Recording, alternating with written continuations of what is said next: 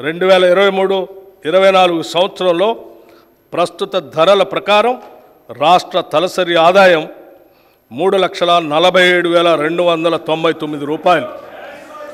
జాతీయ తలసరి ఆదాయం 1,83,236 రూపాయలు. దీనితో పోలిస్తే తెలంగాణ తలసరి ఆదాయం 1,64,063 రూపాయలు ఎక్కువగా ఉంది. కానీ అదే సమయంలో తలసరి ఆదాయ స్థాయిల్లో జిల్లాల మధ్య తీవ్రమైన అంతరం కూడా ఉంది. ఉదాహరణకి రంగారెడ్డి జిల్లా తలసరి ఆదాయం 9,46,862 రూపాయలు కాగా వికారాబాద్ జిల్లా తలసరి ఆదాయం 1,80,241 రూపాయలు. దీనిని బట్టి వివిధ జిల్లాల మధ్య ఆర్థిక అభివృద్ధి సమాన స్థాయిలో లేదని తెలుస్తూ ఉంది. రాష్ట్రంలోని జిల్లాల మధ్య ఉన్న ఆదాయంలో అంతరాలని తగ్గించడానికి మా ప్రభుత్వం విధానాలను రూపొందించి అమలుపరుస్తూ ఉంది. 2023-24లో తెలంగాణలో జోడింపబడిన స్థూల విలువల్లో గ్రాస్ వాల్యూ యాడెడ్లో సేవల రంగం ద్వారా 65.7%, పారిశ్రామిక రంగం ద్వారా 18.5%, వ్యవసాయ మరియు అనుబంధ రంగాల ద్వారా 15.8% సమకూరుతుంది. ప్రస్తుత ధరల ప్రకారం 2022-23తో పోల్చినప్పుడు 2023-24 వ్యవసాయ మరియు అనుబంధ రంగాల జోడింపబడిన స్థూల విలువ 4% వృద్ధి చెందింది.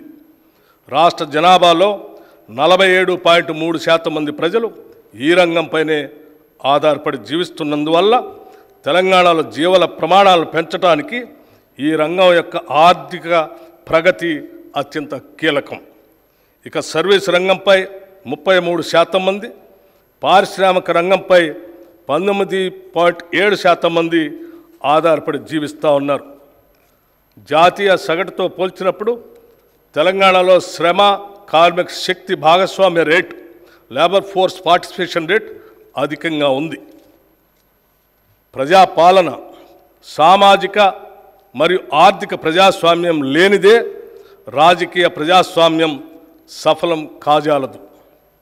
ఆ రెండు కూడా రాజకీయ ప్రజాస్వామ్యానికి పునాది రాళ్ళు. పునాది ఎంత బలంగా ఉంటే ప్రజాస్వామ్యం అంత పటిష్టంగా ఉంటుంది. Political democracy cannot succeed without social and economic democracy. These two form the foundation of political democracy. The stronger the foundation, the stronger the democracy. Dr. B.R. Ambedkar గారు చెప్పిన ఈ సిద్ధాంతం మాకు శిరోధార్యం. త్రికరణ శుద్ధిగా ఈ సిద్ధాంతాన్ని నమ్మిన కాంగ్రెస్ ప్రభుత్వం దానికి అనుగుణంగా సర్వతోముఖాభివృద్ధికి, అసమానతలు లేని సమసమాజ స్థాపనకు అడుగులు వేస్తుంది. కాంగ్రెస్ ప్రభుత్వం ఏర్పడిన అనతి కాలంలోనే ప్రజాపాలనకు అంకురార్పణ చేసింది. డిసెంబర్ 28, 2023 నుండి జనవరి 6, 2024 వరకు ప్రభుత్వ హామీల అమలుకు రాష్ట్రంలోని అన్ని గ్రామాలలో, వార్డుల్లో సభలు ఏర్పాటు చేసి లబ్ధిదారుల నుండి 1,09,00,000 దరఖాస్తులు స్వీకరించబడ్డాయి. వాటన్నిటినీ కంప్యూటర్ ప్రోగ్రాం ద్వారా క్రోడీకరించాం. వచ్చిన దరఖాస్తులన్నింటినీ పరిశీలించి వివిధ పథకాలకు అర్హులైన వారందరినీ గుర్తించి వారికి పథకాలని అందజేస్తున్నాం. ఈ సంవత్సరం మార్చి 5వ తేదీ నుండి ప్రతి మండల కేంద్రంలో ప్రజాపాలన సేవా కేంద్రాలని ప్రారంభించాం. ఈ సేవా కేంద్రాల్లో రేషన్ కార్డులు, Aadhaar, gas cylinder, LPG ID, విద్యుత్ వినియోగ నంబర్ లాంటి వాటికి సవరింపులు చేసుకునే వెసులుబాటు కల్పించాం. దివంగత మాజీ ప్రధాని శ్రీ రాజీవ్ గాంధీ గారు చెప్పినట్లు ప్రభుత్వం పేదరిక నిర్మూలనకు, పథకాలకు ఖర్చు చేసే ప్రతి రూపాయిలో కేవలం 15 పైసలు మాత్రమే నిజమైన లబ్ధిదారునికి చేరుతుంది. ప్రభుత్వ పథకాలు, పాలనా ఫలితాలు అర్హులకు సరిగా అందనప్పుడు వారు నిరాశ నిస్పృహలకు లోనవుతారు. అలాంటి వారు తమ గళమెప్పి సమస్యలను ఎక్కడ చెప్పుకోవాలో, ఎలా పరిష్కరించాలో తెలియని దిక్కుతోచని తీర్చులో ఉంటారు.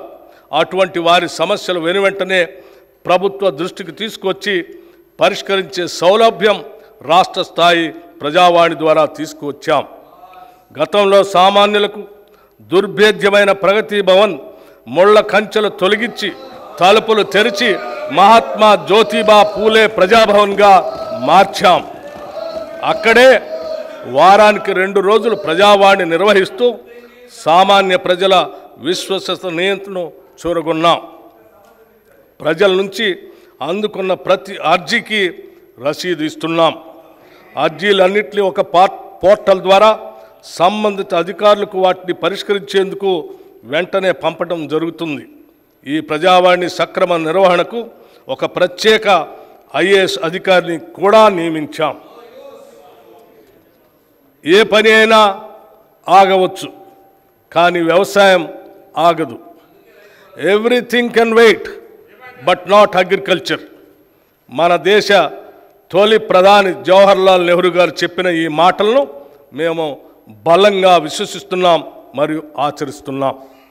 ఎండకు ఎండుతూ వానకు తడుస్తూ ఆరుగాలం శ్రమిస్తూ దేశ ఆర్థికాభివృద్ధికి దోహదపడే శ్రమజీవి రైతు. అప్పులు చేసైనా ఆహారం అందించాలన్న తపోదీక్ష రైతన్నది. ఆహార భద్రత కల్పిస్తూ సమాజాన్ని ఆదుకునే రైతన్నకు భరోసా కల్పించడం ప్రభుత్వ కనీస బాధ్యత. వ్యవసాయ రంగంలో అభివృద్ధి సాధించాలంటే రైతన్నలకు తగిన ప్రోత్సాహకాలని కల్పించాలి. రైతుకి ఇచ్చే చేయూత 2 విధాలుగా ఉండాలి. మొదటిది వారికి పెట్టుబడి సమస్యలు లేకుండా చూడటం. రెండవది వారు పండించిన పంటకు భద్రత కల్పిస్తూ వ్యవసాయ ఉత్పత్తులకు తగిన గిట్టుబాటు ధరలు దక్కేలా చూడటం. It always seems impossible until it's done. పెద్దలు నెల్సన్ మండేలా గారు చెప్పిన ఈ అంశాన్ని మేము ప్రతి సందర్భంలో రుణమాఫీ ఏదైనా పని జరిగే వరకు అది అసాధ్యంగా గోచరిస్తుందని నెల్సన్ మండేలా గారు చెప్పిన ఈ మాటలు కాంగ్రెస్ ప్రభుత్వ రుణమాఫీ హామీకి అక్షరాలా వర్తిస్తాయి.